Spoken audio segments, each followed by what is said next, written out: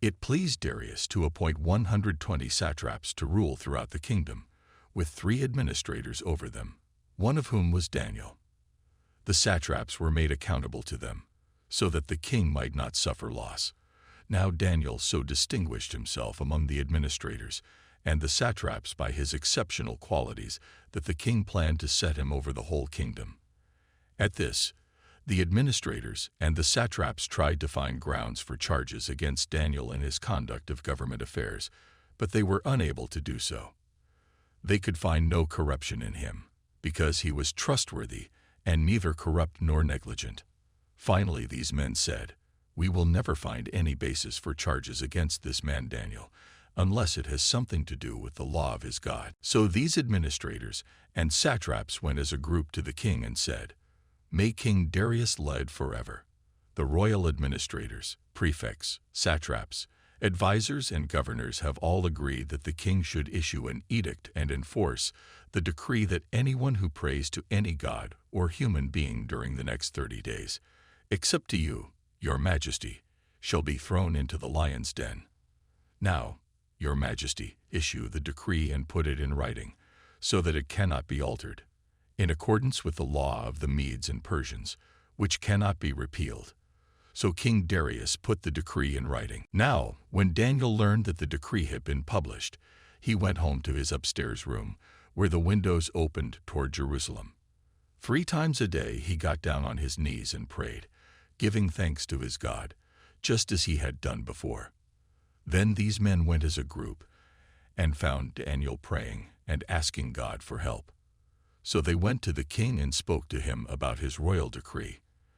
"Did you not publish a decree that during the next 30 days anyone who prays to any god or human being except to you, your majesty, would be thrown into the lion's den?" The king answered, "The decree stands, in accordance with the law of the Medes and Persians, which cannot be repealed." Then they said to the king, "Daniel, who is one of the exiles from Judah, pays no attention to you, your majesty, or to the decree you put in writing. He still prays 3 times a day." When the king heard this, he was greatly distressed.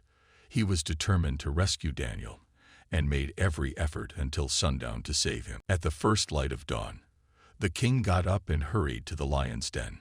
When he came near the den, he called to Daniel in an anguished voice, "Daniel, servant of the living God, has your God, whom you serve continually, been able to rescue you from the lions?" So the king gave the order, and they brought Daniel and threw him into the lion's den. The king said to Daniel, "May your God, whom you serve continually, rescue you."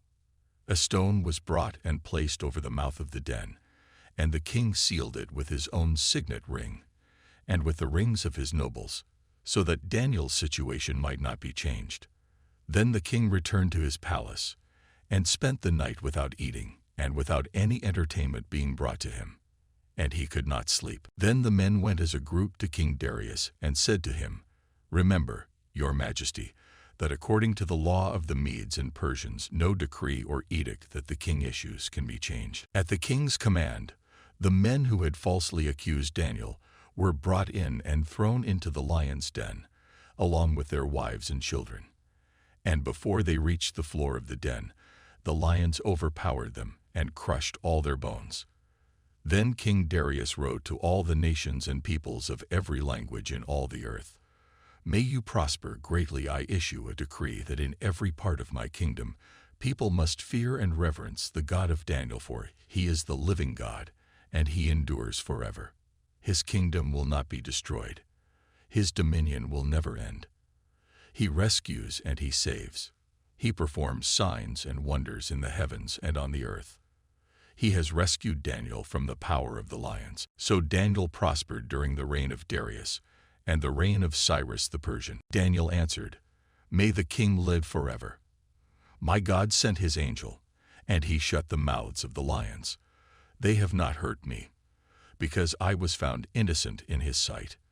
Nor have I ever done any wrong before you, your majesty."